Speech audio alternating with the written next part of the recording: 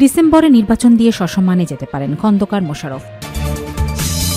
সরকার কিছু দলকে পোষ্য দল হিসেবে স্বীকৃতি দিয়েছে।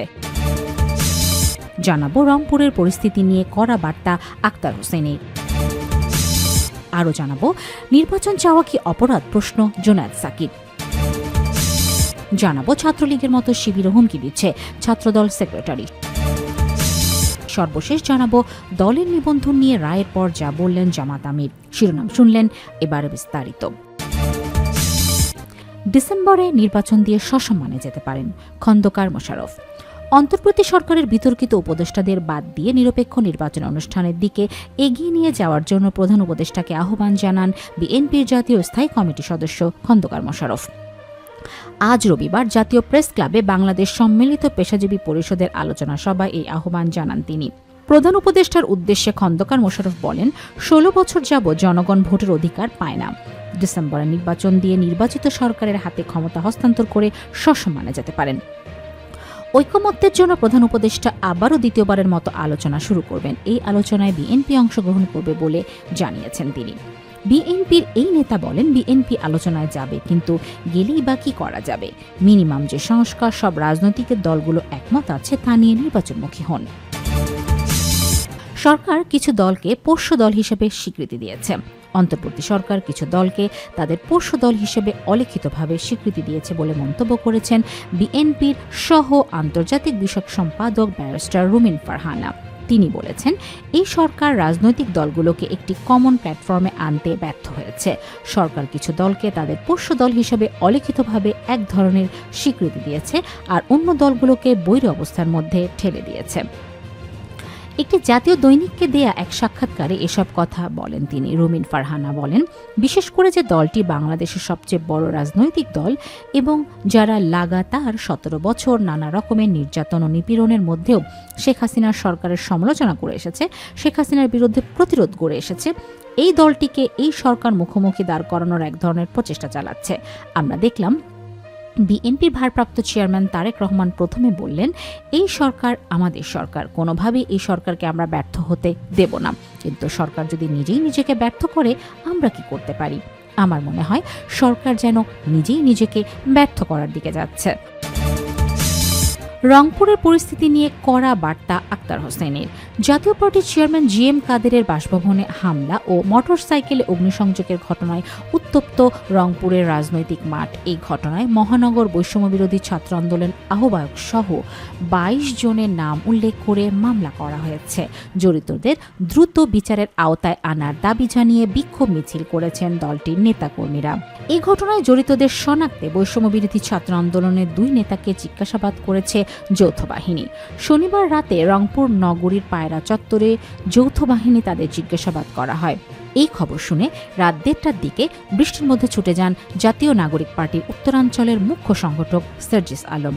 এদিকে জাতীয় পার্টির নেতাকর্মীরা রংপুরের পরিস্থিতি উত্তপ্ত করছে অভিযোগ তুলে তাদের কড়া বার্তা দিয়েছেন জাতীয় নাগরিক পার্টি এনসিপি সদস্য সচিব আক্তার হোসেন।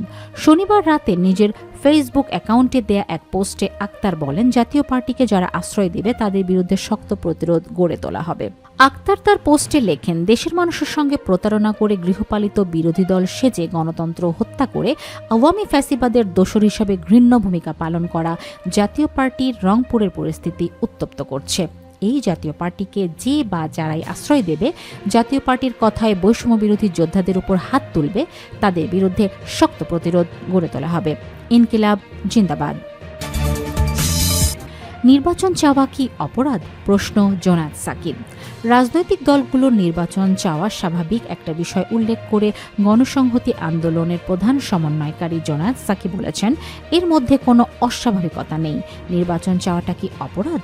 রবিবার ১ জুন রাজধানীর জাতীয় প্রেস ক্লাবে আয়োজিত এক অনুষ্ঠানে সভাপতির বক্তব্যে জোনায়েদ সাকির এই কথা বলেন। গণসংহতি আন্দোলনের প্রথম নির্বাহী সমন্বয়কারী অ্যাডভোকেট আব্দুস সালামের ৮ম মৃত্যুবার্ষিকী উপলক্ষে এই স্মরণসভার আয়োজন করা হয়। গণসংহতি আন্দোলন আয়োজিত এই অনুষ্ঠানে অবিলম্বে বিচার সংস্কার, নির্বাচনের সুনির্দিষ্ট রোডম্যাপ ঘোষণা করা শীর্ষক আলোচনা হয়। নির্বাচন ভারতের এজেন্ডা, এমনটা প্রচার করা বিপজ্জনক বলে মন্তব্য করেন জোনায়েদ সাকি।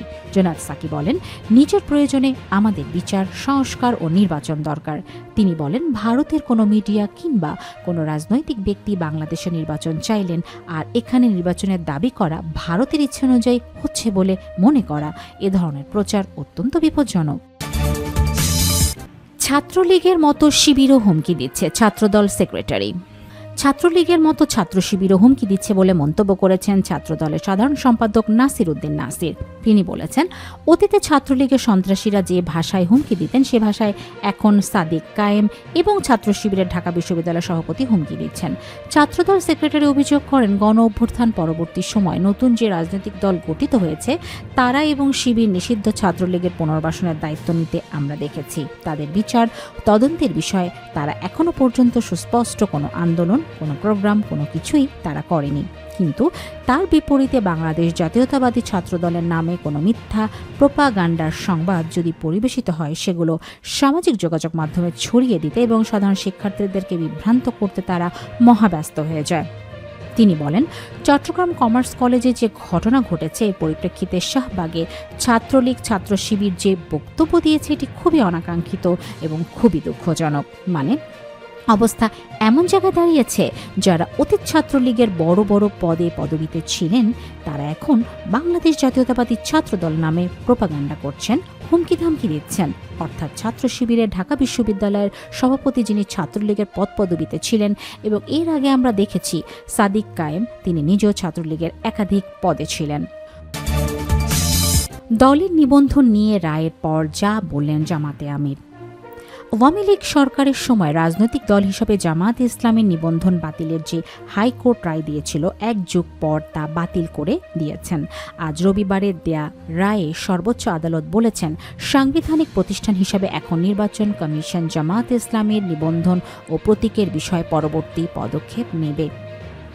এমন রায়ে শুকরিয়া প্রকাশ করেছেন জামায়াতে ইসলামের আমির ডাক্তার শফিকুর রহমান।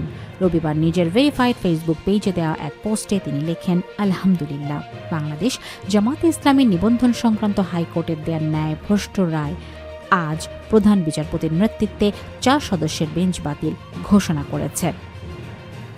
মহান রবের দরবারে নত শিরে শুকরিয়া আদায় করি, আলহামদুলিল্লাহ, সুম্মা আলহামদুলিল্লাহ। পরবর্তী প্রক্রিয়া নির্বাচন কমিশনের সঙ্গে সম্পৃক্ত। মহান রবের সাহায্য চাই, আমরা যেন দ্রুতই আমাদের পূর্ণ অধিকার ফিরে পাই। 2008 সালের 9ম জাতীয় সংসদ নির্বাচনের আগে প্রথমবারের মতো রাজনৈতিক দলগুলোকে নিবন্ধনের আওতায় এনে নির্বাচন কমিশন এই কাজ করে। সে সময় 38টি দলকে নিবন্ধন দেয়া হয়, এর মধ্যে জামাত ইসলামীও ছিল। আইন অনুযায়ী শুধু নিবন্ধিত দলগুলোই নির্বাচনে অংশ নিতে দেয়া হয়। নিবন্ধন দেওয়ার পরের বছরই অর্থাৎ 2009 সালে বাংলাদেশ তরিকত ফেডারেশনের সেক্রেটারি জেনারেল সৈয়দ রেজাউল হক চাঁদপুরি, জাকের পার্টির মহাসচিব মুন্সি আব্দুল লতিফ, সম্মিলিত ইসলামী জোটের প্রেসিডেন্ট মৌলানা জিয়াউল হাসান সহ 25 জন জামায়াতের নিবন্ধনের বৈধতা চ্যালেঞ্জ করে হাইকোর্টে রিট করেন।